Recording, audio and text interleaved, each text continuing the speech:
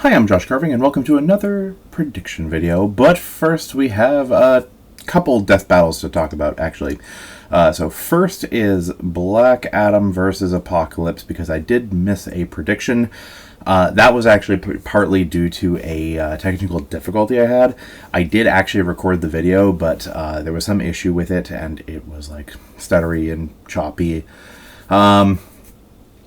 Ultimately, what I did say in it was I more cited Apocalypse. I know, like, it's the thing to doubt the person who says they were right after the fact. But, yeah, I did more or less think that they were going to give it to him based on hacks, even though he was weaker and a bit slower.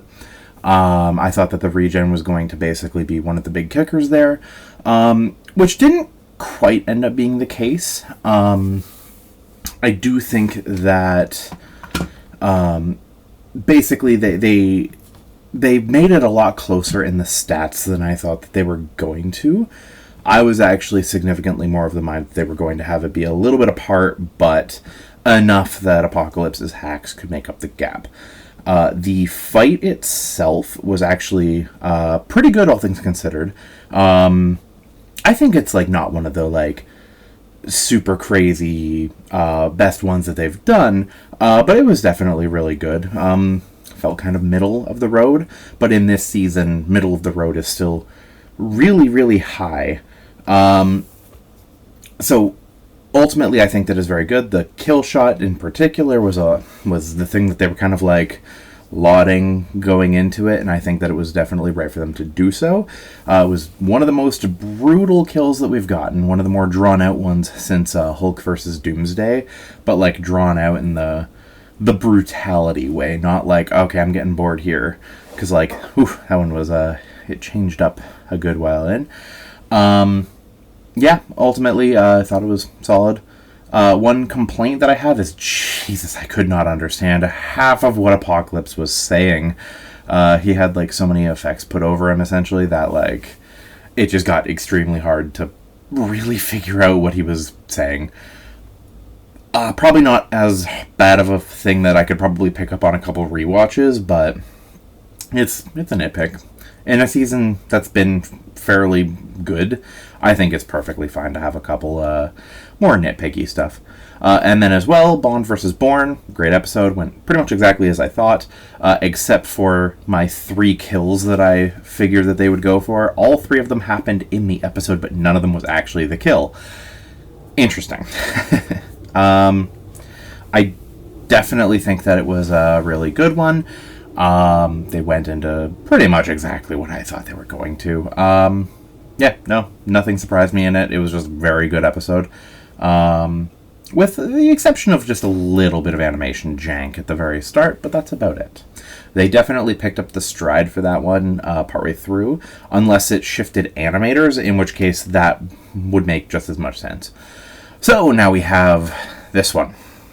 So we have Xenoverse Trunks versus Archie Silver. It's definitely a spin on the fight that makes it significantly more interesting than if they were to have done their standard versions. Because, yeah, like Silver versus Trunks with just the actual like main series is not close, not at all. There's no way you can possibly argue it being close. Everyone knows that. It was more of one of those fights that's like, hey, this is so thematic that they should do it, even if it is a stomp. But they actually found a method here that is a lot more debatable. I know the G1 blog posted, and they were fairly split on it.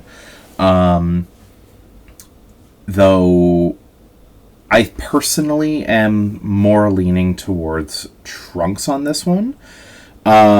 Mostly because of the key sword. The key sword itself just has so many powers and capabilities that Silver just does not have a counter for, like power ceiling, just a whole ton of different ways that Trunks can easily press an advantage.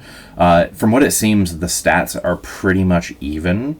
Though I don't think that that's going to be how Death Battle is actually going to have it set. I don't think that they're going to go with the, like, infinite multiverse for both sides and immeasurable speed for both sides. I actually don't think that they're going to.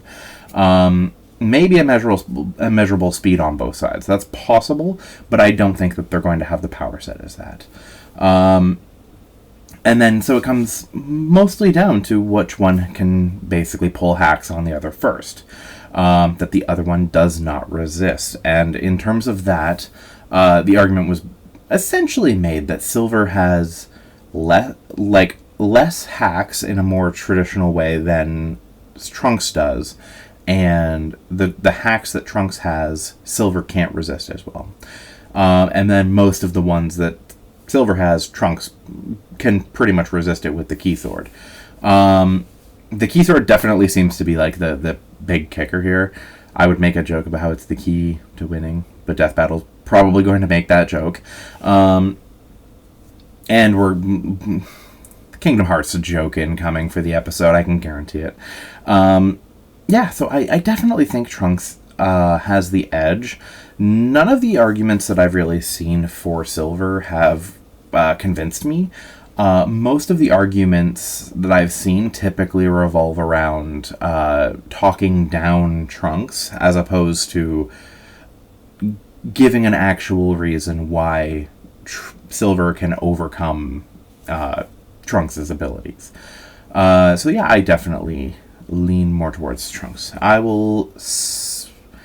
I think the next time is going to be Sauron versus Lich King. That's what I would guess for this one. And I will see you guys for the next one. Have a good one.